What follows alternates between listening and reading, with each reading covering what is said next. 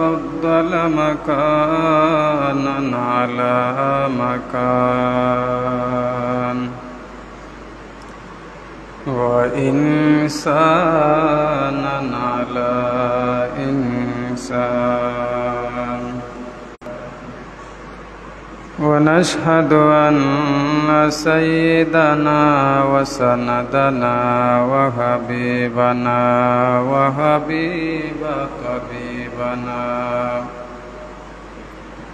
وحبيب طبيبنا وطبيب قلوبنا ورؤوفنا ورحيمنا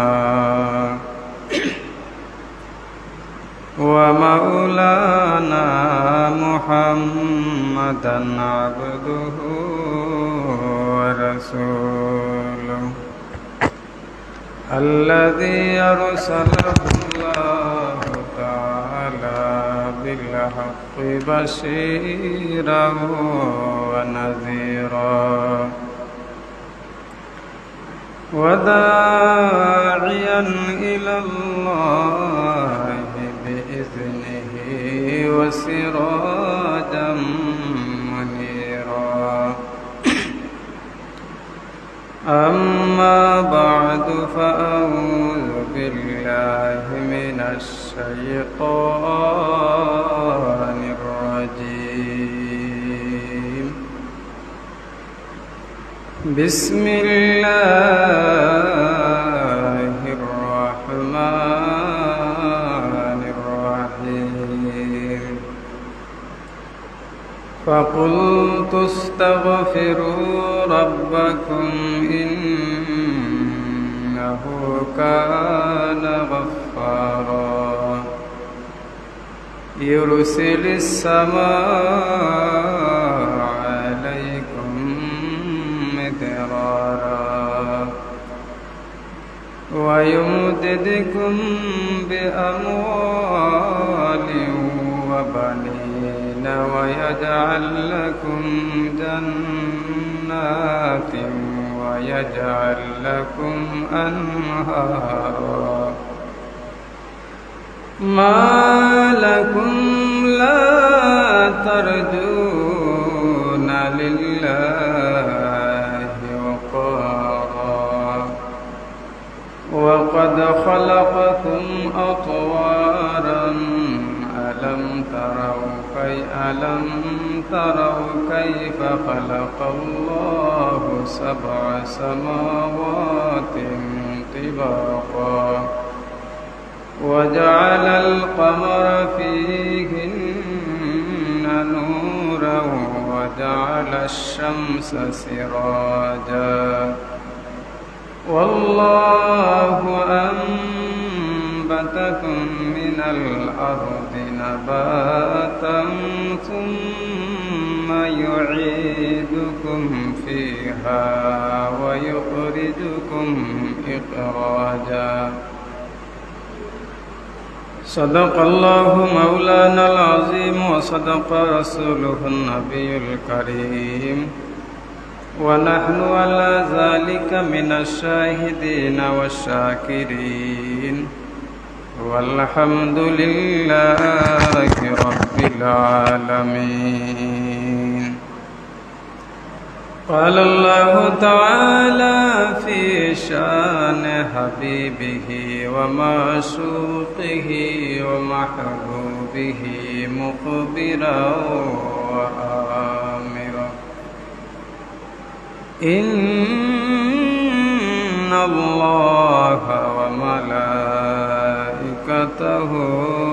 يصلون على النبي يا أيها الذين آمنوا صلوا عليه وسلموا تسليما اللهم صل على سيدنا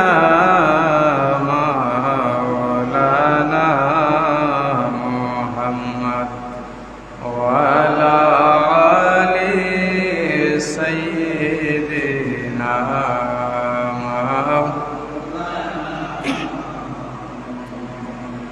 रहमत आलम जहां का सब उजाला कर दिया। रहमत रहमान का मरकज़ मदीना बन गया।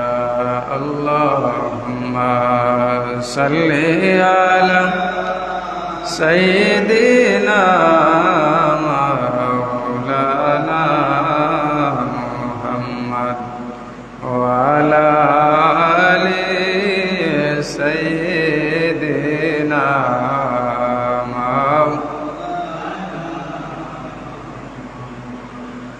অজ্ঞতারে অন্ধকারে যখন ছিল এতরা এলেন নিয়ে নূরের আলো নূরের নবী মুস্তাফা। আল্লাহুম্মা সাল্লি আলা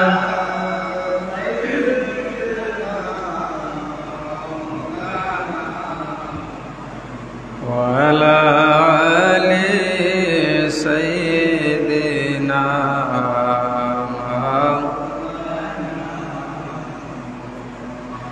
চিন্তা করে দেখো রে মন, ও মন রাত্রি নিশি ঘবিরে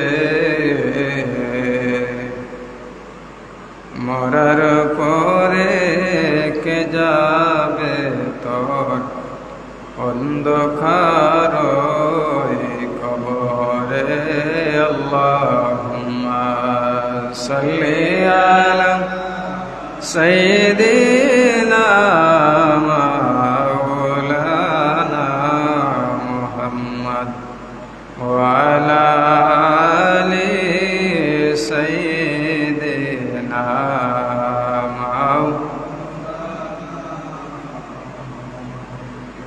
जागने के सामने चेहरा दिखा लेना मुझे, सीना पे दस्ते करम रखे निभाले ना मुझे। अल्लाहुम्मा सल्ली अला सय्यिदिना मौलाना मुहम्मद व अला आलि सय्यिदिना। ला इलाहा इल्लल्लाह ला इलाहा ला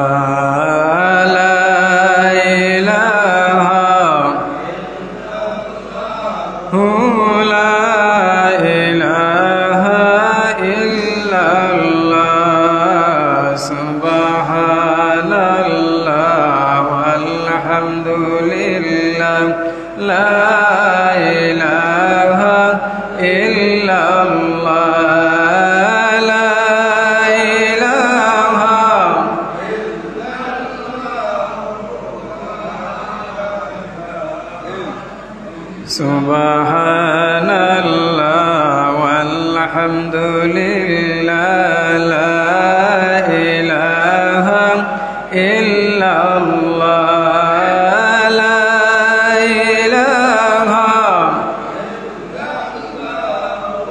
la ilaha illallah subhanallah walhamdulillah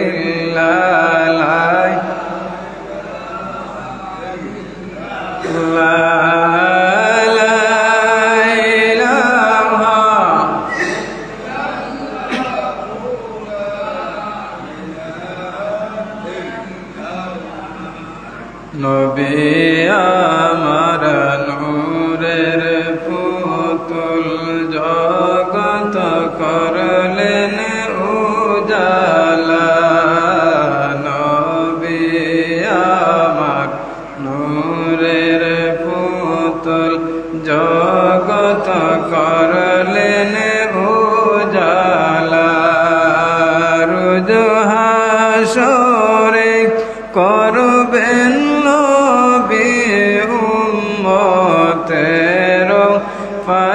সালাত সুবহানাল্লাহ ওয়ালহামদুলিল্লাহ লা ইলাহা ইল্লাল্লাহ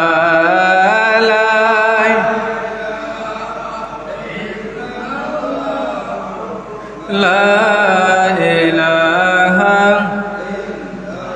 লা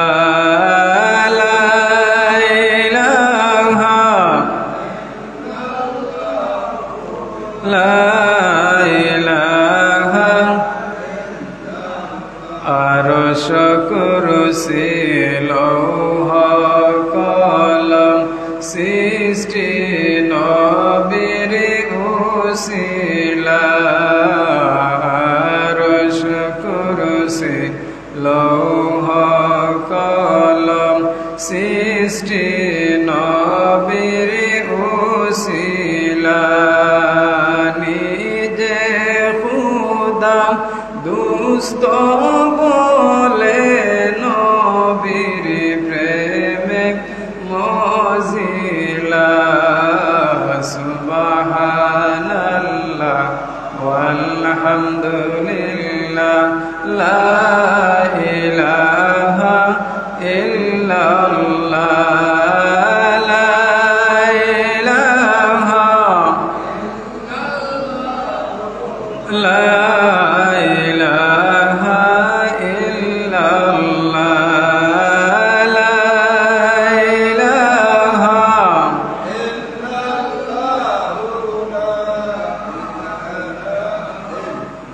দরুদ পড় সবে মিলে হয়ে নবীর দিওয়ানা দরুদ পড় সবে মিলে হয়ে নবীর দিওয়ানা বাগে থাকলে যাইতে পারো যে সোনার মাদিনা সুবহানাল্লাহ ওয়ালহামদুলিল্লাহ লা ইলাহা ইল্লাল্লাহ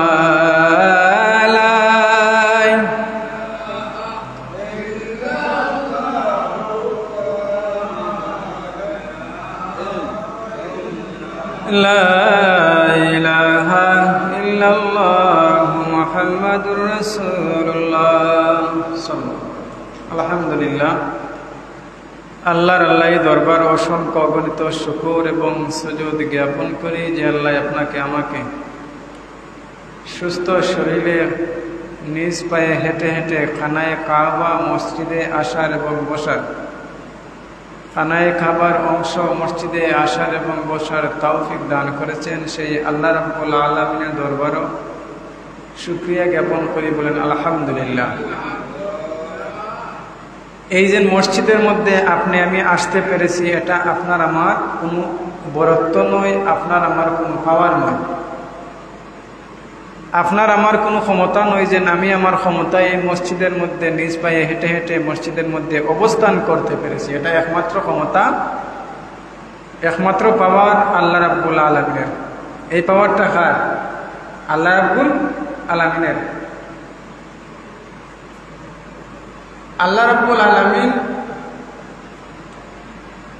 আদম সন্তান বানানোর পরেই আদম সন্তানের কারণে মুআল্লিমুল মালাইকা আজাজিল লানতপ্রাপ্ত হয়েছিল। কিসের কারণে? বলে আদম মাটির তৈরি, মাটির নিয়ম হলো নিচের দিকে দাবিত হওয়া, আর আমাকে আল্লাহ রাব্বুল আলামিন আগুন দ্বারা তৈরি করেছেন। আগুনের নিয়ম হলো উপর দিকে ওঠা। তাহলে আমি মুআল্লিমুল মালাইকা আজাজিল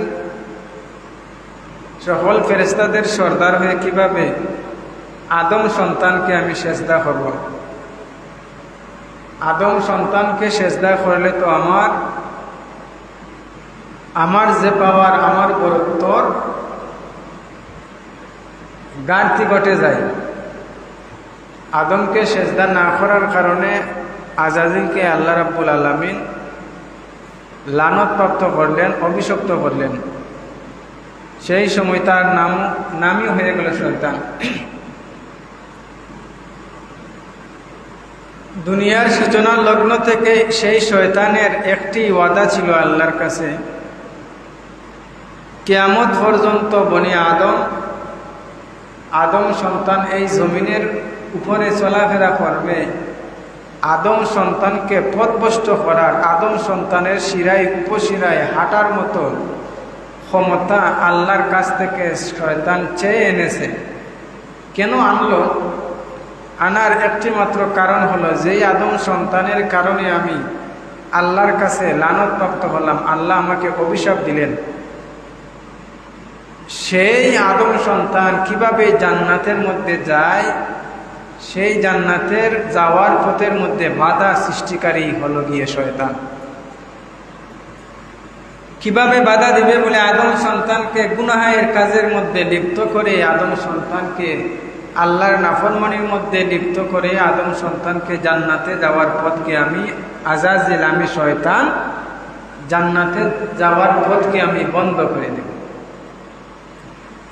আল্লাহর ওয়াদা হলো, আদম সন্তান যদি গুনাহ করতে করতে গুনার সাগরের মধ্যে ডুব দিয়েই দেই, আর কোনো আদম সন্তান আমি আল্লাহর কাছে তাওবা করে মাগফিরাত কামনা করে, তাহলে আমি আদম সন্তানের গুনাহগুলি মাফ করে ওই আদম সন্তানকে মাসুম করে দিব। জুড়ে জুড়ে বলেন সুবহানাল্লাহ। আল্লাহর ওয়াদা হলো, আদম সন্তান গুনাহ যদি করেই ফেলে, তাওবা করে, তাহলে আমি তাওবা কবুল করে আমার বান্দার গুনাহগুলি মাফ করে দেব। শয়তানকে আল্লাহ পাওয়ার দিলেন যে তুমি আদমের শিরায় উপশিরায় হারতে পারবে, তবে আমার খাঁটি আল্লাহওয়ালা যে সমস্ত বান্দা এবং বান্দি, ওই সমস্ত বান্দা এবং বান্দিকে শয়তান তুমি কখনো ধোঁকা দিতে পারবে না। কারণ বড় বড় আল্লাহর নাফরমান যত আল্লাহর রাব্বুল আলামিন মানুষ সৃষ্টি করেছিলেন, এর মধ্যে কিছু আল্লাহর নাফরমান বান্দা আল্লাহর কাছ থেকে চেয়ে নিয়েছে, আমরা দুনিয়ার বাদশাহী চাই, আমরা দুনিয়ার বাদশাহী চাই। ফেরাউনের আল্লাহর কাছ থেকে চেয়ে নিয়েছে নীল নদী কথা যেন শুনে। নমরুদে আল্লাহর কাছ থেকে দুনিয়ার বাদশাহী চেয়ে নিয়েছে। সাদ্দাদে আল্লাহর কাছ থেকে দুনিয়ার বাদশাহী চেয়ে নিয়েছে। আখিরাতের বাদশাহীর দরকার নাই। আল্লাহ রাব্বুল আলামিন বলেন, বান্দা যে সময় গুনাহ করে আল্লাহ বান্দার প্রতি নারাজ হয়ে যান, অসন্তুষ্ট হয়ে যান। আর যে সময় বান্দা বুঝতে পারে আমি আল্লাহর নাফরমানি করতেছি, আল্লাহ আমার প্রতি নারাজ হয়ে গেছেন, সাথে সাথে যেন আল্লাহর বান্দা উপলব্ধি করতে পারে, উপলব্ধি করে যেন আল্লাহর বান্দা তাওবা করে বলে, আল্লাহ জীবনে অনেক গুনাহ করেছে, আমি তাওবা করতেছি, আর কোনোদিন কখনো গুনাহ করব না। আল্লাহ রাব্বুল আলামিন বলেন, ওই বান্দাকে আল্লাহ রাব্বুল আলামিন কি করবেন? তাওবা করার সাথে সাথে আল্লাহ রাব্বুল আলামিন তার গুনাহগুলি মাফ করে দিবেন। কারণ আল্লাহর বান্দা গুনাহ করছে, কিন্তু গুনাহ করার পর জানে দুনিয়া থেকে বিদায় হয়ে যাওয়ার পরে আল্লাহর দরবারে আসামির কাঠগড়াতে দাঁড়াতে হবে, আসামির কাঠগড়াতে দাঁড়াতে হবে। সন্তানে যদি দোষ করে, তাহলে বাবাই কি করে? বেত্রাঘাত করে শাস্তি দেয়, যাতে আমার সন্তান আর কখনো খারাপ কাজ না করে। এজন্য আল্লাহর হাবিব বলেন, সাহাবীরা গুনাহ করার পর তোমরা বেশি বেশি তওবা ইস্তেগফার করো। তওবা ইস্তেগফার হলে কি হয় বলে আল্লাহ রাব্বুল আলামিন বান্দার পূর্বের গুনাহগুলি মাফ করে দেন, বান্দার প্রতি আল্লাহ সন্তুষ্ট হয়ে যান। আল্লাহর হাবিবও বেশি বেশি তওবা ইস্তেগফার করেছেন। এখন যদি কোনো মানুষে বলে আল্লাহর হাবিবেও তওবা ইস্তেগফার করেছেন, তাহলে তো আল্লাহর হাবিবের গুনাহ ছিল। বলে না, আল্লাহর হাবিব মাসুম ছিলেন, আল্লাহর হাবিবের নবীদের কোনো গুনাহ নাই। সরকারে দু আলম পয়গম্বর আরবি কেন তওবা ইস্তেগফার করলেন? উম্মতকে শিক্ষা দেওয়ার জন্য। কিন্তু আমাদের মনে রাখা দরকার, আল্লাহর হাবিবের কোনো গুনাহ নাই। মুমিন বান্দার তাওবা করতে হবে, আল্লাহর কাছে মাগফিরাত কামনা করতে হবে। এখন তওবা যদি কোনো মানুষে করে না, তার গুনাহ আছে, আল্লাহর কাছে চায়, আল্লাহ কখনো এই চাওয়াকে পূর্ণ করবেন না। মাগফিরাত যে সময় আল্লাহ রাব্বুল আলামিন আল্লাহর কাছে তাওবা করবে, আল্লাহ তোমাকে ক্ষমা করে দিবেন, সেই সময় আল্লাহর কাছে চাও, আল্লাহ তোমাকে দিয়ে দিবেন। এবং ভালো কাজের কি করো? প্রতিযোগিতা করো। যেখানে গেলে ভালো কাজ পাওয়া যায়, যে জায়গার মধ্যে ভালো কাজ হয়, সেই ভালো কাজের মধ্যে আপনি আমি শামিল হলে কি হবে? আল্লাহর কথা স্মরণ হবে। আল্লাহ রাব্বুল আলামিন বলেন, ওয়াসারিউ ইলাল মাগফিরা মির রাব্বিকুম ওয়া জান্নাতিন আরদুহাস সামাওয়াতু ওয়াল আরদু উইদ্দাত লিল মুত্তাকিন। তোমরা পরস্পর কি করো? প্রতিযোগিতামূলক নেকির কাজের প্রতিযোগিতা করো। নেকির কাজের মধ্যে দ্রুত এগিয়ে যাও। যদি কোনো আল্লাহর বান্দা নেকির কাজের মধ্যে দ্রুত এগিয়ে যায়, আল্লাহ রাব্বুল আলামিন বলেন, যদি কোনো বান্দা মাগফিরাতের দিকে এগিয়ে আসে এবং জান্নাতের দিকে, জান্নাত পাওয়ার আশায় এগিয়ে আসে, যার প্রশস্ততা হলো আসমান এবং জমিনের সমান। একটি জান্নাতের প্রশস্তা হলো, বরত্ব হলো আসমান এবং জমিনের সমান। আর ওই জান্নাতটা আমার আল্লাহ কাদের জন্য সৃষ্টি করেছেন? আল্লাহ রাব্বুল আলামিন বলেন, মদিনার নবী বলেন, ও সাহাবীরা শোনো, আমার আল্লাহ প্রত্যেক বান্দার জন্য জান্নাত সৃষ্টি করেছেন। যে বান্দারা আল্লাহর নাফরমানি করবে, ওই আল্লাহর বান্দা জান্নাত থেকে মাহরুম হয়ে যাবে, জান্নাতের মালিক হতে পারবে না। আর যে বান্দারা নেকির কাজ করবে, ওই আল্লাহর বান্দারা জান্নাতের মালিক হয়ে যাইবে। আর যে আল্লাহর বান্দারা জান্নাত থেকে বঞ্চিত হবে, ওই আল্লাহর নাফরমানের, ওই আল্লাহর বান্দা নাফরমানি করার কারণে জান্নাত থেকে বঞ্চিত হয়ে গেল, ওই জান্নাতের মালিকটা ওই বান্দাকে করবেন যে আল্লাহর বান্দা আল্লাহর গোলামি করতে করতে করতে করতে অতিরিক্ত আল্লাহর ইবাদত করে। আল্লাহর বান্দা আবশ্যক যত গোলামি ছিল, যত ডিউটি ছিল, আল্লাহর যত গোলামি ছিল, সবগুলা সঠিকভাবে আদায় করার পরে আল্লাহর অতিরিক্ত গোলামি বান্দা করার কারণে ওই আল্লাহর বান্দাকে, আল্লাহর বান্দার জান্নাত দেওয়ার পরে অতিরিক্ত ইবাদত করার কারণে অতিরিক্ত ওই জান্নাতটা বান্দার বোনাস হিসাবে আল্লাহ রাব্বুল আলামিন ওই বান্দাকে দিয়ে দিবে। আল্লাহ রাব্বুল আলামিন ফেরাউন, হামান, সাদ্দাত, ওদের নামেও জান্নাত আছে, কিন্তু ওরা জান্নাত থেকে কেন বঞ্চিত হলো? ওই ফেরাউন ফসা খেজুরের, ফসা তরমুজের ব্যবসা করত। ওই ফেরাউন এত সম্পদের মালিক হওয়ার কারণে আল্লাহ নিজেকে আল্লাহ বলে দাবি করে দুনিয়ার বাদশাহী আল্লাহর কাছ থেকে চেয়ে নিয়েছে, ওই আল্লাহর বান্দা জান্নাত থেকে বঞ্চিত হয়ে গেল, জাহান্নামের অধিবাসী হয়ে গেল। ওই জান্নাতটা ওই বান্দাকে দিবেন যে বান্দা আল্লাহর গোলামি করার সাথে সাথে অতিরিক্ত ইবাদত আল্লাহর বান্দা করে। ওই বান্দাকে আমার আল্লাহ ওই জান্নাতটাও দিয়ে দিবেন।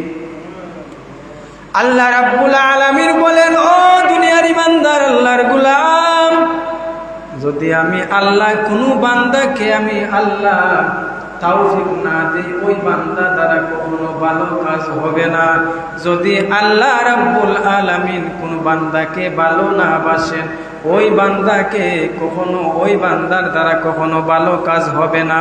মুয়াজ্জিন সাহেব আজান দিবেন, মসজিদের গেটের মধ্যে আজান শুনবে, যদি আল্লাহ রাব্বুল আলামিন বান্দাকে তৌফিক না দেন, তাহলে কখনো ওই বান্দা দ্বারা ভালো কাজ হবে না।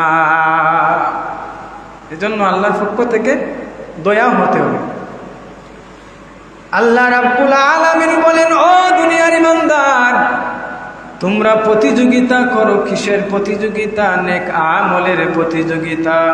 আল্লাহ রাব্বুল আলামিন বলেন, তোমরা প্রতিযোগিতা করো। ফাস্তাকিমু ফাস্তাবিকুল খায়রাত, ফাস্তাবিকুল খায়রাত।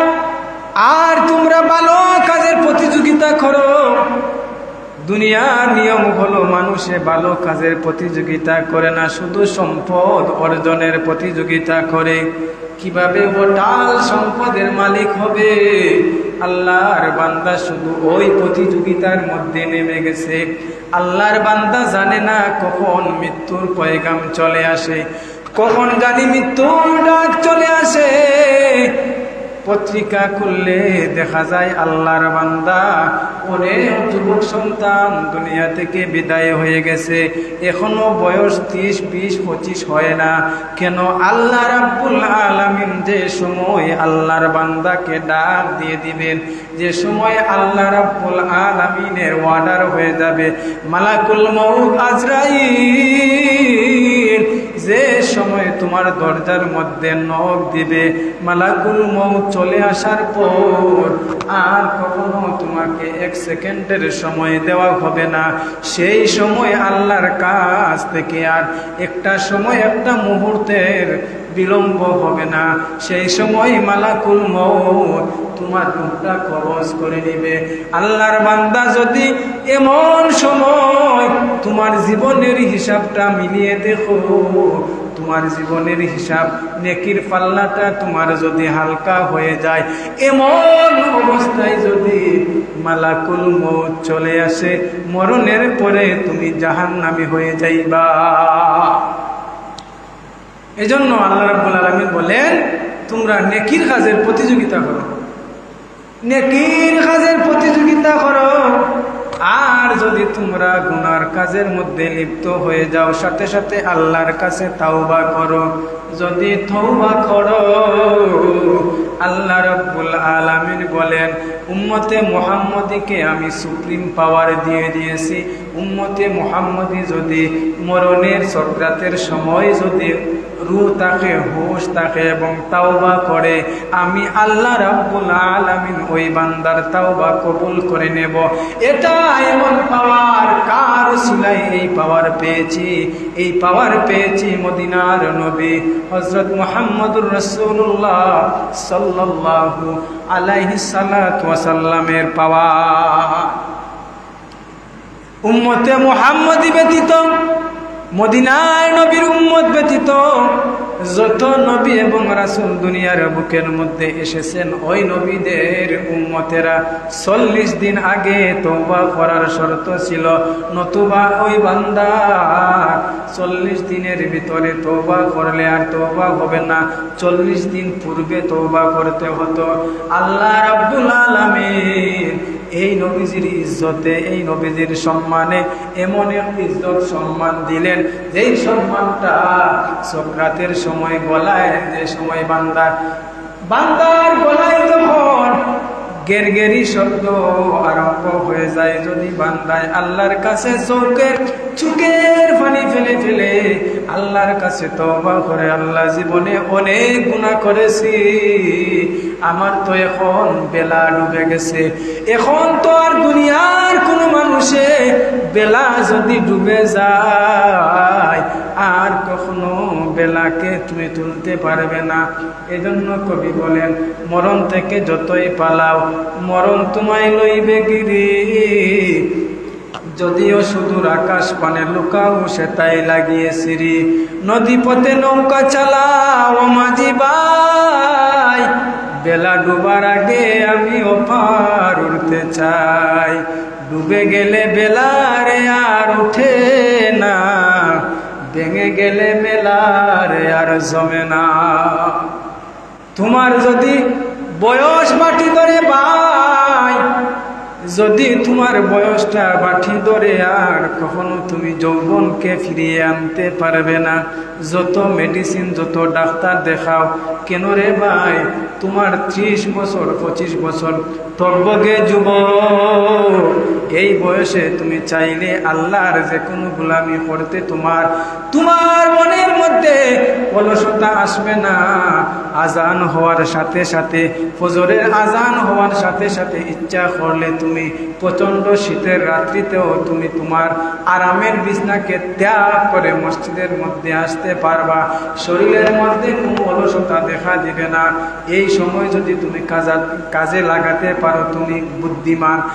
আর যদি আল্লাহর কোনো বান্দা জীবনটা বৃথা চলতেই থাকে, আর যদি তোমার কালো চুল সাদা হয়ে যায়, টানাল চামড়াটা যদি তোমার কুচ হয়ে যায়, সেই সময় ইচ্ছা করলেও তুমি রাত্রিবেলা প্রচন্ড শীতের রাত্রির বেলায় ফজরের নামাজ উঠার ইচ্ছা যদিও করার ইচ্ছা হয়, মরণের ওই সময় যদিও অন্তরের মধ্যে আসে, কিন্তু অলসতা, শরীরের মধ্যে তোমার শক্তি নাই, ওই শরীর নিয়ে কখনো তুমি ভালো কাজ ইচ্ছা করলেও করতে পারবে না। এজন্য আল্লাহর হাবিব বলেন, ও সাহাবীরা, যদি তোমরা সময়ের কাজ সময়ে করতে পারো তাহলে তোমরা উপযুক্ত সময়ে তোমার ওই কাজের ফলও ভালো পাইবা। তুমি যদি জমিনের ফসল করো, সঠিক সময়ে যদি পরিচর্যা করো, তোমার ধান কাটার সময় যে সময় ঘনিয়ে আসবে সেই সময় জমিনের ফসলটাও ভালো হবে। আর যদি জমির ফসল তুমি ভালোভাবে পরিচর্যা না করো, জমিনের আগাছা মুক্ত না করো, জমিনের ধান কাটার সময় কখনো ভালো ফসলের আশা করতে পারবে না। এজন্য যে সময় আল্লাহর কোন বান্দা আল্লাহর নাফরমানির মধ্যে লিপ্ত হয়, সাথে সাথে মুমিন বান্দার গুণ হলো সাথে সাথে তাওবা করে আল্লাহর কাছ থেকে মাগফিরাত চেয়ে নেওয়া। আল্লাহ রাব্বুল আলামিন বলেন, আল্লাহর বান্দা তোমরা ভালো কাজের প্রতিযোগিতা করো, আল্লাহর কাছ থেকে মাগফিরাত চেয়ে নাও। যদি তুমি গুনাহের কাজের মধ্যে লিপ্ত হয়ে যাও, এমন অবস্থায় মরণ আসলে আজরাইল তোমাকে সময় দিবে না। এজন্য আল্লাহ রাব্বুল আলামিন বলেন, যদি কোনো বান্দার অন্তর আত্মশুদ্ধি, যদি বান্দার আত্মাকে পরিশুদ্ধ করতে পারে, ওই বান্দা হলো খাঁটি আল্লাহওয়ালা। খাঁটি আল্লাহওয়ালা। মুসা আলাইহিস সালাতু ওয়াস সালাম আল্লাহর সাথে কথা বলেন, কথা বলার ফাঁকে হঠাৎ করে একদিন বলেন, আল্লাহ, প্রত্যেক দিন তুর পাহাড়ে এসে আপনার সাথে কথা বলি। আলাপ করে একদিন বলেন, ও আল্লাহ, প্রতিদিন কথা বলি, আপনার সাথে কথা বলি গো মাওলা, ও আমার মালিক, কিন্তু দেখি না। আপনি তাকেন কোথায় গেলে আপনাকে পাওয়া যাবে? আল্লাহ রাব্বুল আলামিন বলেন, মুসা আলাইহিস সালাতু ওয়াস সালাম বলেন, কোথায় পাওয়া যায়? হাকিমুল উম্মাত আশরাফ আলী তানভী রাহমাতুল্লাহি আলাইহি এই ঘটনাটি বর্ণনা করতে গিয়ে বলেছেন, মুসা নবী যখন আল্লাহকে বললেন, আল্লাহ আমি প্রত্যেক দিন তোমার সাথে কথা বলি, আজকে তোমাকে দেখতে চাই, কোথায় থাকো? মুসা আলাইহিস সালামকে আল্লাহ বলেন, মুসা আমি মানুষের সুন্দর দিনের ভিতরে থাকি, সুন্দর দিন যে বান্দার আছে ওই বান্দার সাথে আমি থাকি। আল্লাহর বান্দা, আল্লাহর পয়গম্বর মুসাকে ডাক দিয়া বলেন, রে মুসা, যে বান্দার দিল সুন্দর, অন্তর সুন্দর, যে বান্দার অন্তরের মধ্যে আমি আল্লাহর প্রেম, আমি আল্লাহর প্রেমে পাগল পারা, ওই বান্দার দিলের মধ্যে আমি থাকি। ওই আল্লাহর বান্দার দিলের মধ্যে আমি থাকি, যে আল্লাহর দিলের মধ্যে আমি আল্লাহর ভয় আছে, আমি সেখানে আমি থাকি। যে বান্দা আমি আল্লাহর ভালো দিলকে আমি আল্লাহ পছন্দ করি, আল্লাহর পছন্দনীয় অন্তর হলো ভালো অন্তর, যে অন্তরের মধ্যে আল্লাহর জিকির আছে, যে অন্তরের মধ্যে আল্লাহর ভয় আছে, ওই অন্তরকে আল্লাহ পছন্দ করেন। লুকমানে হাকিম বলেন, যাকে আল্লাহ তাআলা অনেক জ্ঞান দিয়েছিলেন, যে আল্লাহর বান্দা 400 আসমানি কিতাব শেষ করেছিলেন, পরে লুকমানে হাকিম বলেন, আমি 400 কিতাব পড়ে আমি 4টা জিনিস পেয়েছি। লুকমানে হাকিম বলে, আমি 400 কিতাব পড়ে, মতান্তরে লুকমানে হাকিম বলেন, আমি 400 আসমানি কিতাব পড়ে আমি 4টা জিনিস পেয়েছি, 4টি জিনিস পেয়েছি। এই 4টি জিনিসকে, 4টি জিনিস হলো, 2টি জিনিসকে মনে রাখতে হবে এবং 2টি জিনিসকে ভুলে যেতে হবে। আল্লাহর বান্দা বলেন, যে 2টি জিনিস স্মরণ রাখতে হবে, তার মধ্যে প্রথম হলো আল্লাহর জিক্র, আল্লাহর স্মরণ, জিক্রু রাব্বা, আল্লাহর স্মরণ মনে রাখতে হবে। কারণ যদি আল্লাহর বান্দার অন্তরের মধ্যে আল্লাহর স্মরণ থাকে, তাহলে ওই বান্দার অন্তরের মধ্যে, কলবের মধ্যে কখনো আল্লাহর নাফরমানি ঢুকবে না। জিক্রু রাব্বা, আল্লাহর স্মরণ। আল্লাহর বান্দা, আল্লাহর স্মরণ বলতে আমরা কি বুঝি? যে সময় আমি ঘর থেকে বাইর হই, বিসমিল্লাহ, আল্লাহর উপর তাওয়াক্কুল, বিসমিল্লাহি তাওয়াক্কালতু আলাল্লাহ, আমি আল্লাহর নামে ঘর থেকে বাইর হলাম, আমি আল্লাহর উপর ভরসা রাখলাম। আল্লাহর বান্দার জিকির, পাও দিয়ে হাঁটবো, ভালো রাস্তায় যাইবে, চক্ষু দ্বারা ভালো জিনিস দেখবে, জিহ্বা দ্বারা ভালো জিনিস বলবে, কর্ণ দ্বারা ভালো জিনিস শ্রবণ করবে, এটাই হলো আল্লাহর জিকির। সকাল সন্ধ্যা বেলা শুধু আল্লাহর জিকির, জিহ্বা দ্বারা আল্লাহর জিকির, কর্ণ দ্বারা ভালো জিনিস শুনবা, এটা আল্লাহর জিকির হয়ে যাবে। আর যদি ওই জিক্রু রাব্বি আল্লাহর বান্দার কলবের মধ্যে জায়গা দিতে পারে, কখনো খারাপ জিনিস ওই কলবের মধ্যে ঢুকতে পারবে না। এরপরে লুকমানে হাকিম বলেন, 2 নম্বর যে জিনিস স্মরণ রাখতে হবে, ওই 2 নম্বর জিনিস হলো, দুনিয়ার সব কিছু মিথ্যা হতে পারে, আল্লাহ রাব্বুল আলামিন, লুকমানে হাকিম বলেন, 2 নম্বর জিনিস হলো জিক্রুল মাউত, মৃত্যুর কথা স্মরণ। মৃত্যুর কথা স্মরণ। দুনিয়ার সব মানুষ, মুমিন, মুসলমান, কাফির, বেঈমান যারা আছে এই পৃথিবীর মধ্যে, সবাই সব কিছুর মধ্যে ইখতিলাফ থাকতে পারে। আল্লাহ নিয়ে ইখতিলাফ আছে কাফির বেঈমানের মধ্যে, কিন্তু মরণ আছে এটা নিয়ে কোনো ইখতিলাফ নাই। এজন্য লুকমানে হাকিম বলেন, 4টি জিনিসের মধ্যে 2টা জিনিস স্মরণ রাখতে হবে। এক হলো জিক্রুল্লাহ, জিক্রু রাব্বা, আল্লাহর জিকির, এবং জিক্রুল মাউত, মৌতের স্মরণ। মৌতের স্মরণ যদি কোনো বান্দার অন্তরের মধ্যে থাকে, ওই বান্দা কখনো আল্লাহর নাফরমানির কাজের মধ্যে দাবিত হতে পারে না, দাবিত হতে পারে না।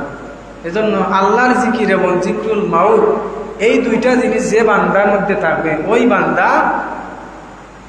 বান্দার অন্তর কি সুন্দর অন্তর। পয়গম্বরের ভিতরে জিক্রুল্লাহ ছিল। যত নবী এবং রাসূল ওই দুনিয়ার মধ্যে এসেছেন, সব সময় আল্লাহর জিকিরের মধ্যে ছিলেন। আয়েশা সিদ্দিকা বলেন, ইয়া রাসূলুল্লাহ, ইয়া হাবিবাল্লাহ, আপনার তো সামনে পিছনে কোনো গুনাহ নাই, তাহলে এত ইবাদত, এত নামাজ, এত সালাত কেন পড়েন? মদিনার নবী বলেন, হে আয়েশা, তুমি কি জানো না আমার আল্লাহ রাব্বুল আলামিন, আমার সামনেও গুনাহ নাই, পিছনে গুনাহ নাই, আমি আল্লাহ রাব্বুল আলামিনের গোলামি করি, আমি আল্লাহ রাব্বুল আলামিনের জিকরুল্লাহকে স্মরণ করি। তার কারণ কি? আমি আল্লাহর শুকরিয়া আদায় করি। আমি আমার জন্য নয়, আমার গুনাহগার উম্মতের জন্য। হে আয়েশা, আমি আমার উম্মতদেরকে শিক্ষা দিয়ে যাচ্ছি, যদিও আমার আল্লাহ, আমার কোনো গুনাহ নাই, আমার আল্লাহ আমাকে জানিয়ে দিয়েছেন আমি যেন ওই কাজগুলা করি। তওবা ইস্তেগফার আল্লাহর হাবিব বেশি বেশি করতেন। এজন্য মনে করবেন না আল্লাহর হাবিবের গুনাহ ছিল, আল্লাহর হাবিবের কোনো গুনাহ ছিল না। নবীরা ছিলেন মাসুম, সাহাবীরা ছিলেন মাগফুর। তার কারণ কি? সাহাবীরা যদি ভুল ক্রমে কোনো গুনাহ হয়ে যাইতো, সাথে সাথে তাওবা করে মাগফিরাত চেয়ে নিতেন। এজন্য সাহাবীরা মাগফুর। সাহাবীদেরকেও এখন গুনাহগার বলা যাবে না। আল্লাহর হাবিব বলেন, হে আয়েশা, আমি এত নামাজ, এত সালাত, এত রোজা রাখি, এটা আমি আমার উম্মতদেরকে শিক্ষা দিচ্ছি। আর এটা আমার উম্মতের জন্য কঠিন মুসিবতের সময় আমার উম্মত অনেক গুনাহগার হবে, অনেক গুনাহগার হবে। আমরা তো দেখা যায় অনেক সময় সুখের মধ্যে সামান্য কষ্ট আসলে আল্লাহকে দোষারোপ করি। আল্লাহকে না, এটা হয়তো আল্লাহর পক্ষ থেকে পরীক্ষা। মদিনার নবী ওয়াজ করতেছেন, ও সাহাবীরা শুনো, যে সময় কোন মুমিন বান্দার বিপদের সম্মুখীন হবে, মনে করবা ওই বান্দাকে আল্লাহ বেশি ভালোবাসেন। আল্লাহর বান্দি সাহাবিয়া, ওই আল্লাহর বান্দির স্বামী ওয়াজ করতেছেন, ও আমার বিবি, আল্লাহ রাব্বুল আলামিন ওই বান্দাকে ভালোবাসেন, যে বান্দাকে ভালোবাসবেন সেই বান্দাকে আল্লাহ রাব্বুল আলামিন বিপদ দিয়ে পরীক্ষা করবেন। ওই আল্লাহর বান্দি এবং আল্লাহর বান্দা, তাদের স্বামী স্ত্রীর সংসার খুবই ভালোভাবে চলতেছে, কোনো সুখ আর সুখ, কোনো কষ্ট নাই। হঠাৎ করে একদিন আল্লাহর বান্দা বিছানা থেকে বললেন, ও বিবি, আমাকে এক গ্লাস পানি দাও, আমার পানির পিপাসা লেগেছে। ওই আল্লাহর বান্দি পানির গ্লাসটা নিয়ে এসে দেখে স্বামী ঘুমিয়ে গিয়েছে।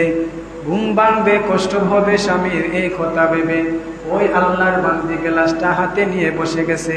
ওই আল্লাহর বান্দা ঘুম ভেঙে যাওয়ার পর বিবিকে ডাক দিয়া বলে, বিবি, তুমি হাতের মধ্যে গ্লাসটা নিয়ে কেন অপেক্ষা করতেছো? ওই আল্লাহর বান্দি বলে, স্বামী হে আমার, তুমি বলেছিলে এক গ্লাস পানির পিপাসা লেগেছে, ওই পানি নিয়ে এসে দেখি তুমি ঘুমিয়ে গেছো। তোমার ঘুমের ঘাটতি হবে, ঘুমের ক্ষতি হবে, এজন্য আমি তোমাকে ঘুম থেকে জাগ্রত করি নাই। আল্লাহর বান্দা খুশি হয়ে গেল। আল্লাহর বান্দা খুশি হয়ে বলে, ও বিবি, তোমার কর্মকাণ্ডে আমি খুশি হয়ে গেছি, আজকে তুমি যা চাইবা আমি তোমাকে তা দিতে প্রস্তুত। ওই আল্লাহর বান্দি বলে, তাহলে আমি যা চাইবো তা দিতে প্রস্তুত বলে? হ্যাঁ। আল্লাহর বান্দি বলে, ও স্বামী, আমি তোমার কাছে একটা জিনিস চাই, তুমি আমাকে তালাক দিয়ে দাও। এত ভালোবাসার মধ্যে বিবি এই কথা বলার পর সাহাবী বললেন, মনে মনে চিন্তার মধ্যে পড়ে গেলেন, আমি আমার বিবিকে বলেছি যা চাইবে তা দিতে হবে। ওই সাহাবীটা দিয়া বলে, ও আমার বিবি, এতদিন হয়ে গেল আমাদের সংসার, বলো তো দেখি আজ পর্যন্ত আমি কি তোমার মনের মধ্যে কোনো কষ্ট দিয়েছি? বিবি বলে, স্বামী আমার, কোনদিন তো তুমি আমাকে কষ্ট দেও না। ওই স্বামী বলে, তাহলে কেন তুমি আমার কাছে তালাক চাও?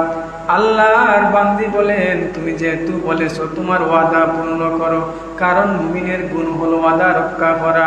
আল্লাহর বান্দা বলে, ও বিবি, তোমার যত শখ আহ্লাদ আছে আমি পরিপূর্ণ করে দিয়েছি, এতে কি তুমি আমার কাছ থেকে কোনো কষ্ট পেয়েছো? আমি কি তোমার কোনো পাওয়া থেকে বঞ্চিত রেখেছি? ওই বিবি বলে, না স্বামী আমার, আমি যা কিছু চেয়েছি তুমি তা দিয়েছো। আল্লাহর বান্দি বলে, যেহেতু তুমি ওয়াদা করেছো আমাকে তালাক দাও। আল্লাহর বান্দা বলে, বিবি তালাক দিয়ে দিব, তবে চলো নবীজির দরবারে। নবীজির দরবারে যাওয়ার উদ্দেশ্যে রওনা হওয়ার পর পথিমধ্যে ওই আল্লাহর বান্দা হুঁচট খেয়ে পায়ের মধ্যে রক্ত বাইর হয়ে গেছে। আল্লাহর বান্দি শরীরের কাপড়টাকে ছিঁড়ে ওই আল্লাহর বান্দার পাটাকে, ওই পা আঙ্গুলটাকে বেঁধে দিলেন। বেঁধে দেওয়ার পরে আল্লাহর বান্দি বলে, স্বামী আমার, চলো এই মুহূর্তে বাড়িতে চলে যাব। আল্লাহর বান্দা বলেন, ও বিবি, তুমি কি নবীজির দরবারে যাবে না? ওই তালাকের ব্যাপারটা তো সমাধান করতে হবে। বিবি ডাক দিয়া বলে, ও আমার স্বামী, তালাকের আর কোনো প্রয়োজন নাই, আমি তো আর তালাকের কোনো প্রয়োজন নাই, চলো বাড়ির মধ্যে। স্বামী ডাক দিয়া বলে, বিবি ঘর থেকে বাইর হলাম, আমার পায়ের মধ্যে হুঁচটে রক্ত বাইর হয়ে গেল, তুমি তো আমার কাছে তালাক চেয়েছিলে, এখন কেন বলতেছো বাড়িতে যাইতে হবে? আল্লাহর বান্দি ডাক দিয়া বলেন, ও আমার স্বামী, নবীজির মুখের হাদিস হঠাৎ করে তুমি বর্ণনা করেছিলে যে আল্লাহ রাব্বুল আলামিন ওই বান্দা এবং বান্দীদেরকে ভালোবাসেন। যে সমস্ত আল্লাহর বান্দা এবং বান্দীকে ভালোবাসেন, আল্লাহর বান্দা এবং বান্দীদেরকে পরীক্ষা করবেন। ও আমার স্বামী, আমি ওই কারণে তালাক চেয়েছিলাম, ওই কারণে তালাক চেয়েছিলাম। এতদিন হয়ে গেল আমাদের সংসারে শুধু সুখ আর সুখ, আমাদের পরিবারের মধ্যে কোনো দুঃখ নাই। তাহলে নবীজির হাদিস অনুযায়ী আমাদেরকে আল্লাহ কোনো বিপদ দেন না, তাহলে আল্লাহও আমাদেরকে ভালোবাসেন না। এজন্য যাতে আল্লাহ যদি তোমাকে ভালোবাসেন না স্বামী, তোমার সংসার তো আমার করার কোনো প্রয়োজন নাই। আমি এজন্য বলেছিলাম, স্বামী আমার, যেহেতু আল্লাহ ভালোবাসেন না, তাহলে তুমি স্বামীকেও আমি ভালোবাসি না, এজন্য তালাক চেয়েছিলাম। যে সময় আমরা ওই জিনিসটা জানার জন্য ঘর থেকে বাইর হয়েছি, শিক্ষার জন্য বাইর হয়েছি, পথিমধ্যে আল্লাহর রাস্তায় বাইর হওয়ার পরে তুমি চলতে পায়ের মধ্যে রক্ত চলে আসলো, তাহলে বোঝা গেছে একটা বিপদ চলে এসেছে। আমার আল্লাহ তোমাকে ভালোবাসে। ও স্বামী, আমার বিশ্বাস হয়ে গেছে তোমাকে আল্লাহ ভালোবাসেন। যেহেতু আমার স্বামী আল্লাহ তোমাকে ভালোবাসেন, আমি স্ত্রী হয়েও তোমাকে ভালোবাসি। এজন্য সুখের মধ্যে কিছু দুঃখ আসলেই শুধু আল্লাহকে দোষারোপ করা যাবে না, কারণ তুমি বিপদের মধ্যে পরে এমন কথা বলবা যে কথা বলার কারণে আল্লাহ অসন্তুষ্ট হয়ে যাবেন। এজন্য সাবধান, তোমার জবানকে হেফাজত রাখো। আল্লাহ রাব্বুল আলামিন বলেন, বান্দা যদি তুমি জীবনে তোমার চলার পথে গুনাহ হয়ে যায়, সাথে সাথে তোমরা তাওবা করো, আল্লাহর কাছে মাগফিরাত চাও, আর মাগফিরাত চাওয়াই হলো মুমিনের গুণ। আল্লাহ রাব্বুল আলামিন আপনাকে আমাকে মুমিন বান্দাদের কাতারের মধ্যে যেন শামিল করেন এবং আল্লাহর নাফরমানি কাজ থেকে যেন আপনাকে আমাকে বিরত রাখেন এবং নেক কাজের মধ্যে সর্বদাই শামিল হওয়ার তৌফিক দান করেন। সবাই বলেন আমিন। ও আখির দা ওয়ানিল হামদুলিল্লাহি রাব্বিল আলামিন। এবং বিশেষ করে এই মসজিদের মধ্যে লন্ডনী প্রবাসী আব্দুল আহাদ সাহেব আগেও 50,000 টাকা দিয়ে দোয়া চেয়েছিলেন এবং মতলি সাহেব আজকে সকালে আমাকে বলেছেন আরও 50,000 টাকা দিয়েছেন। আব্দুল আহাদ সাহেব লন্ডন প্রবাসী এবং তুতামিয়া সাহেবের মেয়ে আরো 5,000 টাকা দিয়ে দোয়া চেয়েছেন। আল্লাহ রাব্বুল আলামিন যেন আব্দুল আহাদ সাহেব এবং তুতামিয়া সাহেবের মেয়ের এই দানকে আল্লাহ রাব্বুল আলামিন কবুল করেন এবং যাদের ইচ্ছা আছে মসজিদের মধ্যে দান করার সামর্থ্য নাই, আল্লাহ রাব্বুল আলামিন যেন ওই বান্দাদেরকে মসজিদের মধ্যে দান করার সামর্থ্য দান করেন। সবাই বলেন আমিন। সাল্লাল্লাহু আলা সাইয়্যিদিনা ওয়া মাওলানা মুহাম্মদ ওয়া আলা আলিহি ওয়া আসহাবিহি ওয়া সাল্লাম। আস্তাগফিরুল্লাহ ইন্নাল্লাহা গফুরুর রাহিম। আস্তাগফিরুল্লাহ রাব্বি মিন কুল্লি যামবিন ওয়া আতুবু ইলাইহি ওয়া লা হাওলা ওয়া লা কুওয়াতা ইল্লা বিল্লাহিল আলিয়্যিল আযীম। লা ইলাহা ইল্লাল্লাহু মুহাম্মাদুর রাসূলুল্লাহ। আল্লাহুম্মা আমিন। اللهم آمين. ربنا ظلمنا أنفسنا وإن لم تغفر لنا وترحمنا لنكونن من الخاسرين. ربنا اغفر لي ولوالدي وللمؤمنين يوم يقوم الحساب. اللهم لقني حجة الإيمان عند الموت. رب ارحمهما كما ربياني صغيرا. আয় আল্লাহ পরওয়ারদিগার আলম ইয়া আরহামার রাহিমিন ইয়া আকরামাল আকরামিন। আয় আল্লাহ ইয়াউমুল জুমার দিন জামায়াত আয় আল্লাহ তওবা ইস্তিগফার দুরূদ শরীফ পড়িয়া। আয় আল্লাহ আমরা গুনাহগারের দল, আয় আল্লাহ ভিক্ষুকের বেশে সাইলের বেশে খালি দোকানাত তুলছি আল্লাহ। আয় আল্লাহ খাস করে মাওলা আমরা রে মাফ করে দেও। আয় আল্লাহ ইয়া রাসূলাই মাওলা আমরা জিন্দা মুর্দা মাই বাবারে মাফ করে দেও। আয় আল্লাহ এই গ্রামের ইত্রাফের দামি মুর্দাগানে মাফ করে দেও। আয় আল্লাহ তোমার যে বান্দা আল্লাহ আব্দুল্লাহ সাহেব আল্লাহ 50,000 টাকা দিয়ে আল্লাহ দোয়ার দরখাস্ত করছেন আল্লাহ তোমার বান্দারি দানরে কবুল ফরমাও। তোমার বান্দার আল্লাহ জিন্দা মুর্দা যে যেখানে শাহিত আছেন আল্লাহ প্রত্যেকে মাফ করে দেও। আয় আল্লাহ দেশে বিদেশে আল্লাহ তোমার বান্দার আত্মীয় স্বজন যারা আছেন আল্লাহ প্রত্যেকে মাফ করে দেও। আয় আল্লাহ তোমার আরো বান্দি আল্লাহ, আয় আল্লাহ মসজিদের মধ্যে আল্লাহ দান করছেন তোমার বান্দির দানরে কবুল ফরমাও। আয় আল্লাহ জিন্দা মুর্দারে মাফ করে দেও। আয় আল্লাহ বিদেশের জমিনে আল্লাহ বিদেশের জিন্দেগির শান্তি জিন্দেগি ফরমাও। আয় আল্লাহ আমরা মরণের সময় ইমানি হালতে মরণ দান করিও বিফাদলি সুবহানা রাব্বিকা। আল্লাহ আয় আল্লাহ তোমার আরো বান্দা আল্লাহ অসুস্থ দরখাস্ত করছেন আল্লাহ তোমার বান্দারে সুস্থতা ফরমাও। অসুস্থ নিয়ামত রে সুস্থ নিয়ামত দ্বারা বদলাই দেও আল্লাহ। ওয়াসাল্লাল্লাহু তাআলা আলা খাইরি খালকি নূরি আরশি ওয়া আসহাবিহি আজমাইন برحمتك يا ارحم الراحمين آمين. السلام عليكم.